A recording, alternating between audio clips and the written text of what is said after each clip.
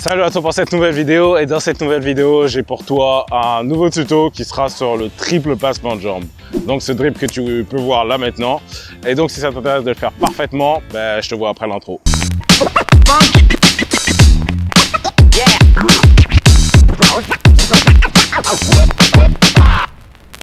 Salut, donc aujourd'hui comme j'ai dit on aura le tuto de triple passement de jambes et le triple passement de jambes c'est un geste spectaculaire que certains joueurs comme CR7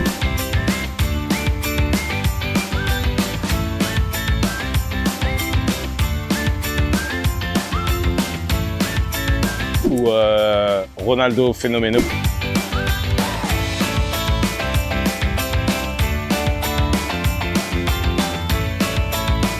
Vraiment, c'est un geste qui est beau à voir, mais c'est aussi un geste super efficace. C'est-à-dire que quand tu te retrouves dans une situation où le défenseur est assez loin de toi, il n'est pas vraiment proche de toi, mais il est assez loin de toi, il est à 5 à 10 mètres, entre 5 à 10 mètres, et tu dois faire une conduite de balle pour arriver à lui. Et en plus de ça, il ne se jette pas, mais il recule.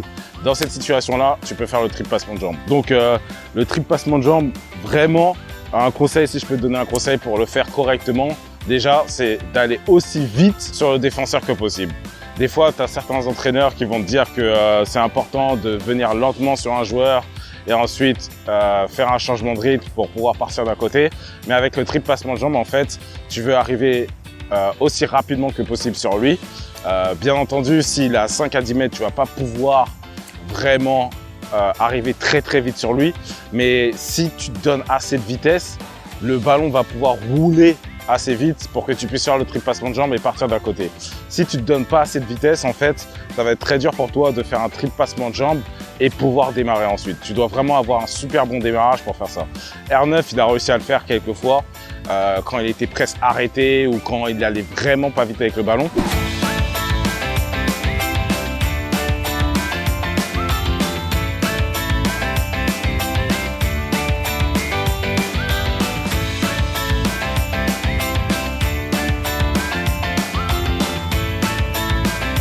Mais il avait un démarrage incroyable et c'est la raison pour laquelle il pouvait faire ça. Et aussi, il arrivait aussi à frapper directement avec.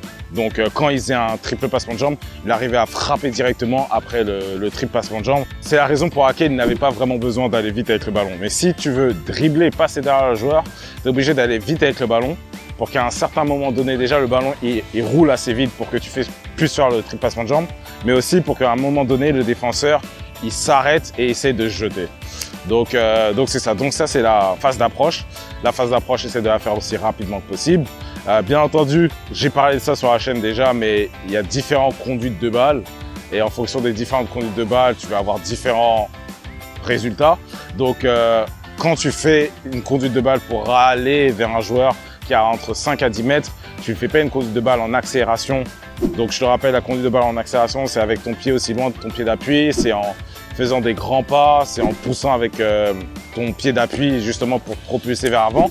Mais tu vas plus faire une conduite de balle justement pour un contre un ou pour une conduite de balle un peu plus proche où tu vas vraiment garder le ballon proche de toi, tu vas le toucher à chaque pas et tu vas vraiment essayer de garder ton pied conducteur et ton pied d'appui aussi proche que possible pour vraiment garder le contrôle du ballon et le garder proche de soi.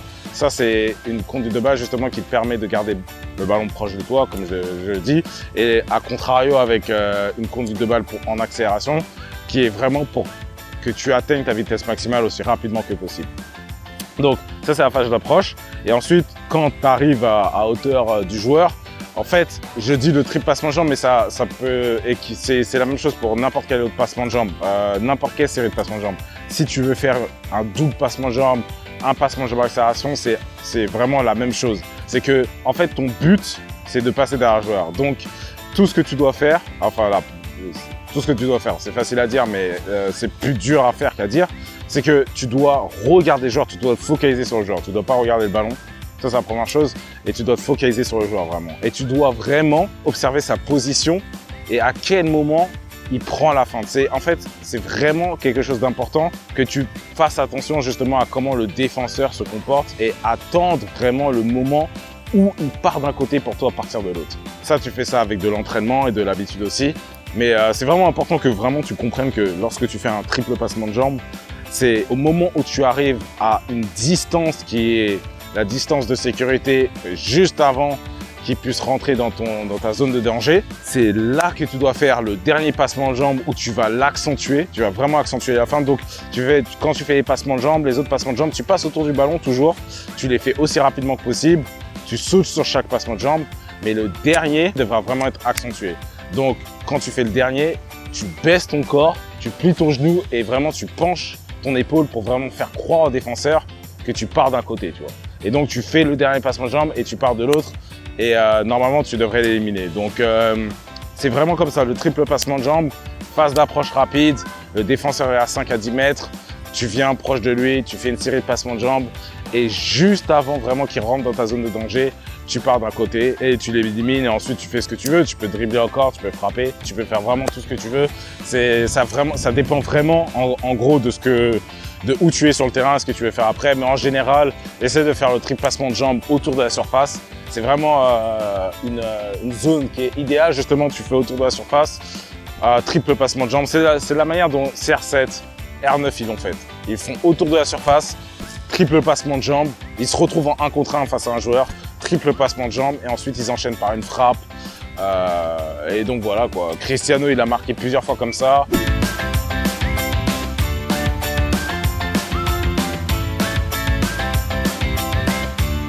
R9, il a marqué comme ça aussi.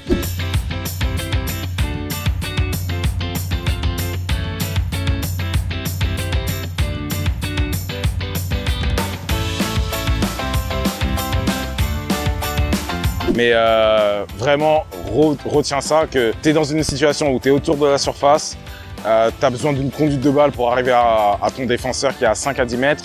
Et que tu sois sur le côté gauche ou sur le côté droit, c'est la même chose. Si tu es sur le côté droit, tu vas utiliser le triple passement de jambe pour justement rentrer dans l'axe. Et si tu es sur le côté gauche, tu vas utiliser le triple passement de jambe pour t'écarter sur le côté, pour passer sur l'extérieur, tu vois. Donc, dans les deux cas, c'est vraiment un geste qui est super efficace, qui est super beau à voir aussi. Et donc voilà, si toi tu veux reproduire aussi, rappelle-toi ces choses-là et travaille dessus et tu pourras reproduire aussi. Donc j'espère que ça t'a aimé cette vidéo. Si tu l'as aimé, tu peux mettre un pouce bleu. Et en tout cas, moi, je te dis à la prochaine vidéo. Allez, ciao.